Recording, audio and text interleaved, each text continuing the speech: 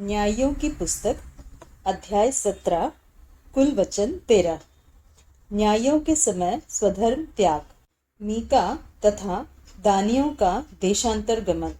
मीका तथा उसके निज याजक। एप्रैम के पहाड़ी देश में मीका नाम एक पुरुष था।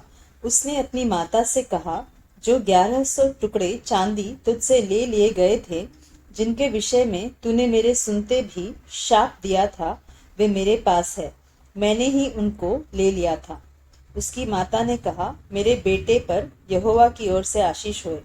जब उसने वे 1100 टुकड़े चांदी अपनी माता को फेर दिए, तब माता ने कहा, मैं अपनी ओर से अपने बेटे के लिए यह रुपया यहोवा को निश्चय अर्पण करती हूँ, ताकि उससे एक मूरत खोद कर और दूसरी ढाल कर बनाई जाए।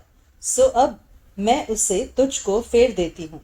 जब उसने वह रुपया अपनी माता को फेर दिया, तब माता ने 200 टुकड़े ढलवैयों को दिए और उसने उनसे एक मूर्ति खोद कर और दूसरी ढाल कर बनाई, और वे मीका के घर में रही। मीका के पास एक देवस्थान था। तब उसने एक एपोद और कई एक गृह देवता बनवाए और अपने बेटे का संस्कार करके उसे अपना पुरोहित ठहरा लिया। उन दिनों में इस्राएलियों का कोई राजा न था, जिसको जो ठीक सूझ पड़ता था वही वह करता था। यहूदा के कुल का एक जवान लेविय यहूदा के बेतलहम में परदेशी होकर रहता था। वह यहूदा के बेतलहम नगर से इसलिए निकला कि जहाँ कहीं स्थान मिले वहाँ जा रहे। चलते चलते वह एप्रैम के पहाड़ी देश में मीका के घर पर आ निकला। मीका ने उससे पूछा, तू कहाँ से आता है?